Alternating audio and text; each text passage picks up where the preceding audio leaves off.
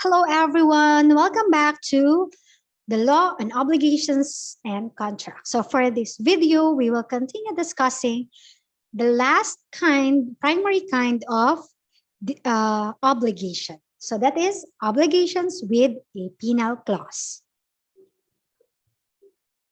So definitions. An obligation with a penal clause is one which contains an accessory undertaking to pay a previously stipulated indemnity in case of breach of the principal prestation intended primarily to induce its fulfillment.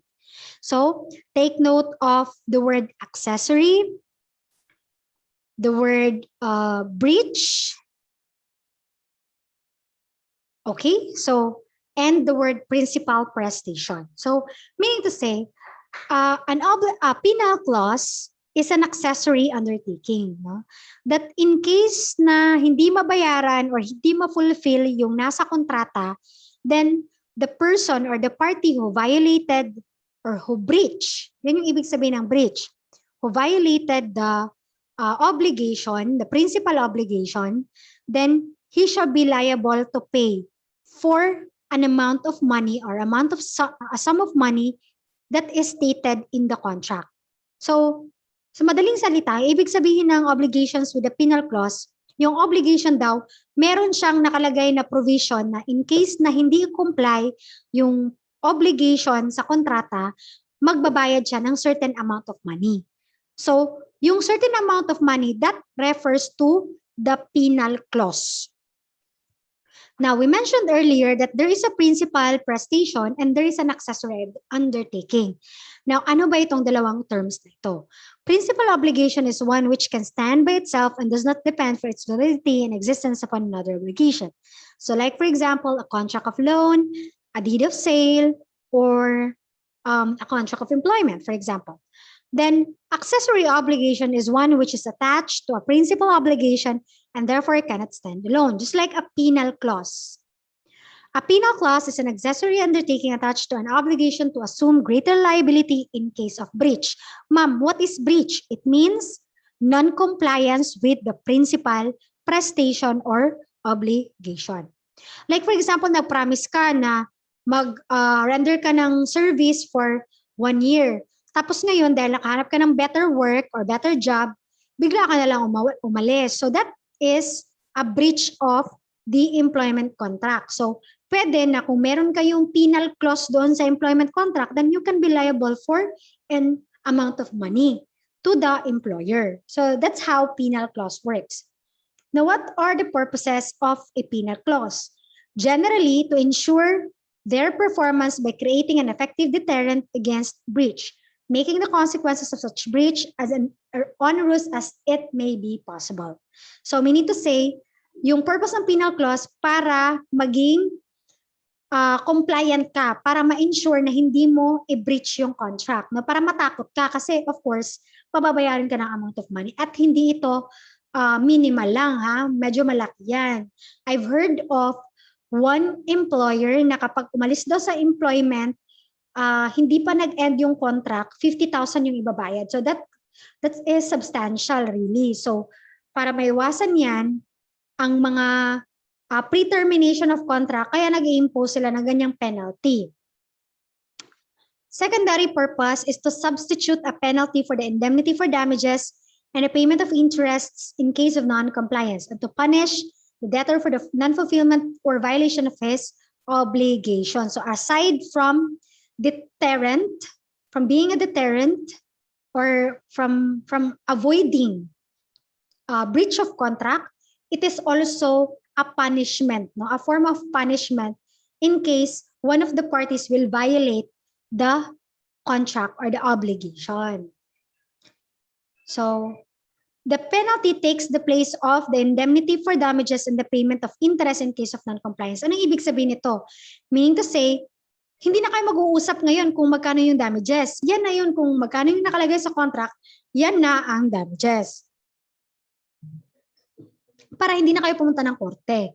Exceptions, the creditor in addition to the penalty may recover damages and interest when stipulated by the parties, when the obligor refuses to pay the penalty, in which case the creditor may recover legal interest thereon, when the obligor is guilty of fraud in the fulfillment of the obligation, in which case the creditor may recover damages caused by such fraud. So generally, hindi ka na makaka-recover ng additional kasi yung amount na nakalagay sa kontrata or sa obligation, yun na ang magiging penalty for everything. Damages and payment of interest. Pero there are exceptions to the rule. Kapag nag-agree kayo na kahit na merong penal clause, magbayad pa din ng interest and damages, additional. Or kapag yung non-compliant party, hindi siya nagbayad ng penalty in accordance with the penal clause. Of course, magagalit ka. So, magbabayad siya kayo ng legal interest. And then, another is if merong fraud. Okay?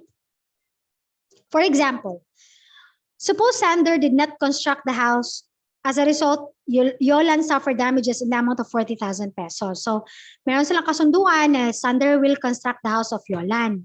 Okay? And nakalagay sa kanilang kasunduan na kapag hindi mag-comply si sender, magbabayad siya ng 100,000 for non-compliance.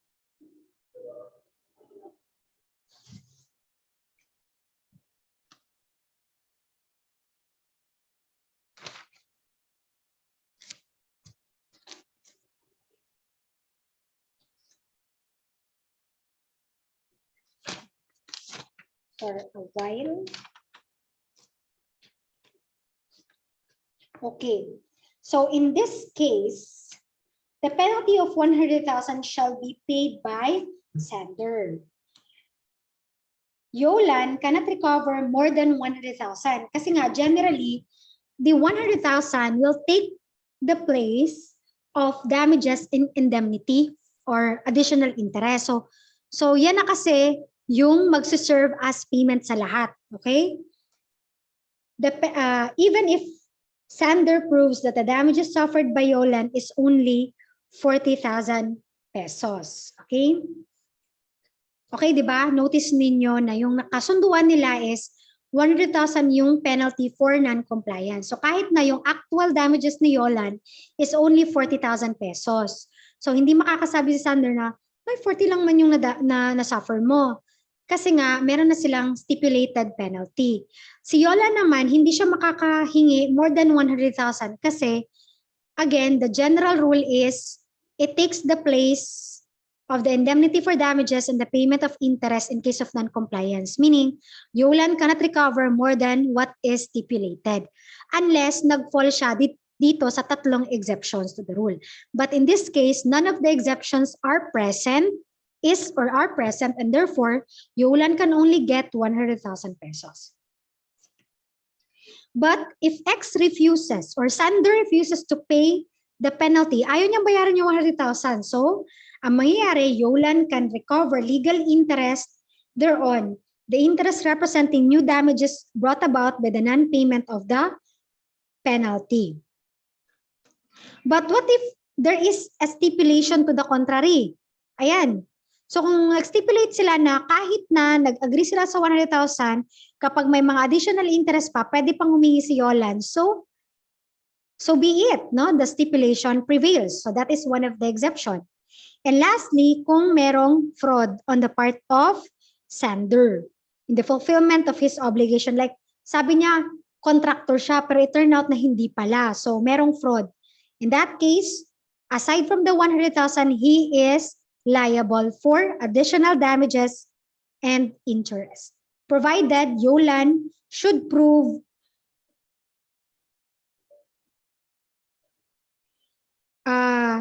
the fraud. Kailangan, no? Okay. Now, the penalty may be enforced only when it is demandable in accordance with the provisions of this code. Okay, let us have another illustration. Suppose the obligation cannot be fulfilled due to a fortuitous event.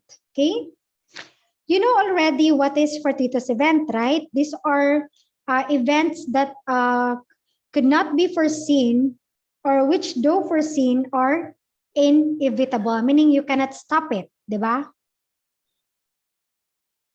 So, ibig sabihin, because of the fortuitous event, sender cannot comply with his obligation. So remember that under provisions of Article 1174 of the Civil Code, no person shall be held liable for fortuitous events, right? So meaning to say, if that is the case, the penalty is not demandable because there is a valid reason for Sanders' non-fulfillment of the obligation. Under Article 1229, the penalty may be reduced if it is iniquitous or unconscionable or in case there is partial or irregular fulfillment. So kung merong inequity, like unfair masyado yung penalty, masyadong malaki, or if merong partial fulfillment, then pwede na i-reduce din yung penalty.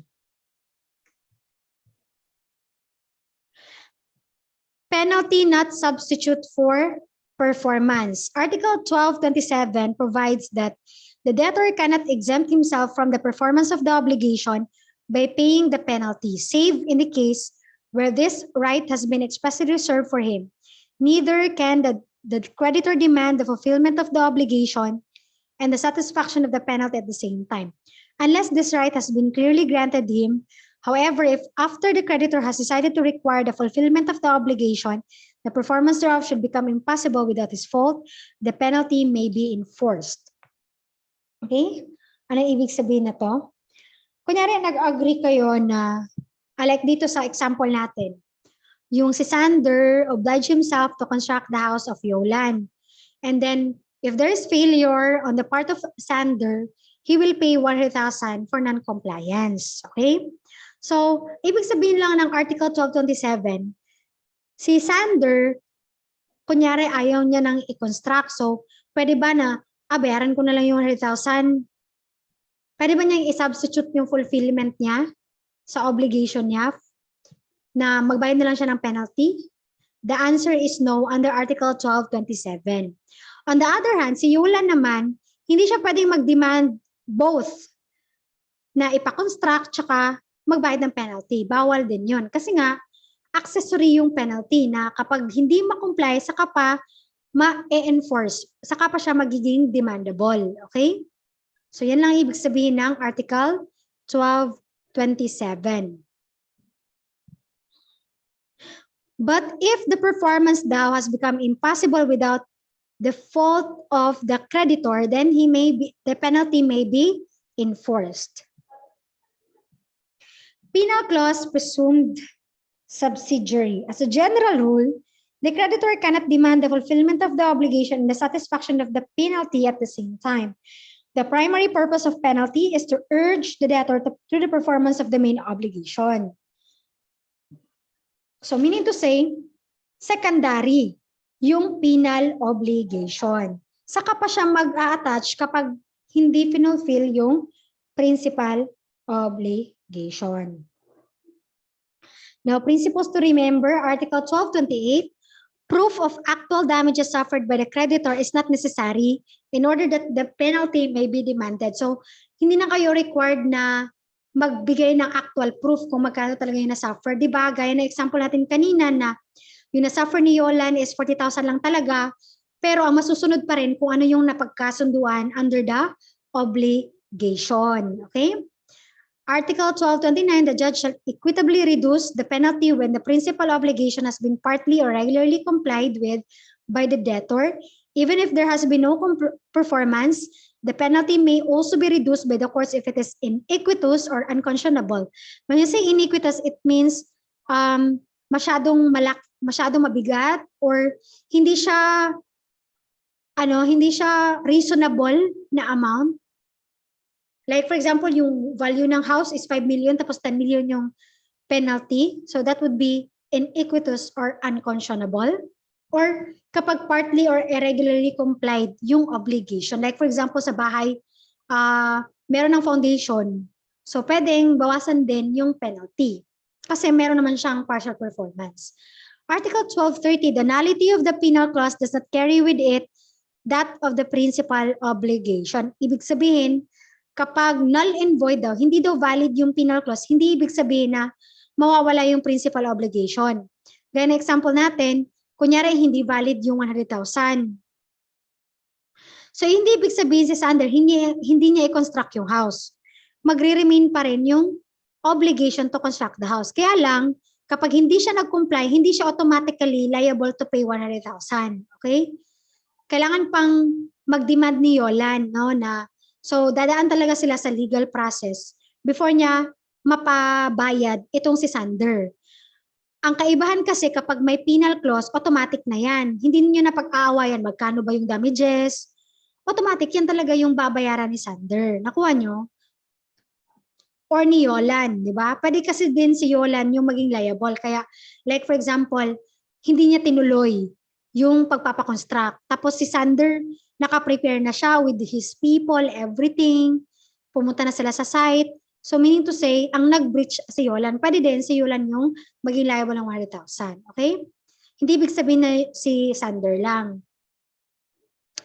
Now, the nullity of the principal obligation carries with it that of the penal clause. What if hindi valid yung obligation to construct the house? Valid pa ba din ba yung penalty? The answer is no. Kasi accessory lang siya. Hindi siya mabubuhay. Diba? Balik tayo dun sa definition na an accessory obligation is one that is attached and it cannot stand alone. So, kapag mawala yung principal, of course, necessarily, mawawala din yung accessory obligation. Okay? Effect of nullity of the penal clause. So, sabi natin, accessory follows the principal. The nullity of the penal clause does not carry with it that of the principal obligation. Example, S agreed to sell merchandise to B.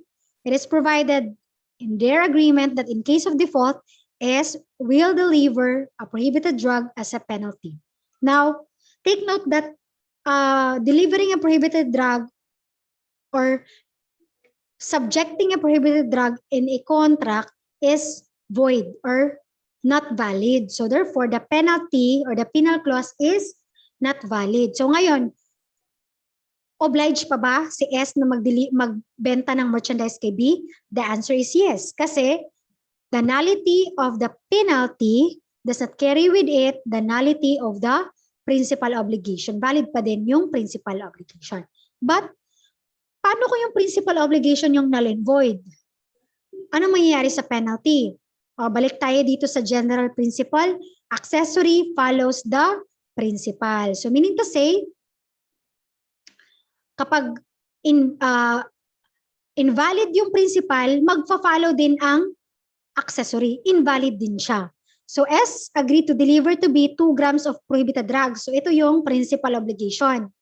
So the contract carries a penal clause to the effect that in case of non-compliance, S would pay a penalty of 10,000. So basically, tingnan mo, yung penal clause valid, pero yung principal obligation hindi valid. So meaning to say, dahil null and void yung principal obligation, it carries with it the penal clause. Null and void din yung penal clause na 10,000. Kahit na at first glance, valid siya. Okay? So, that ends my discussion for obligations with a penal clause. Goodbye.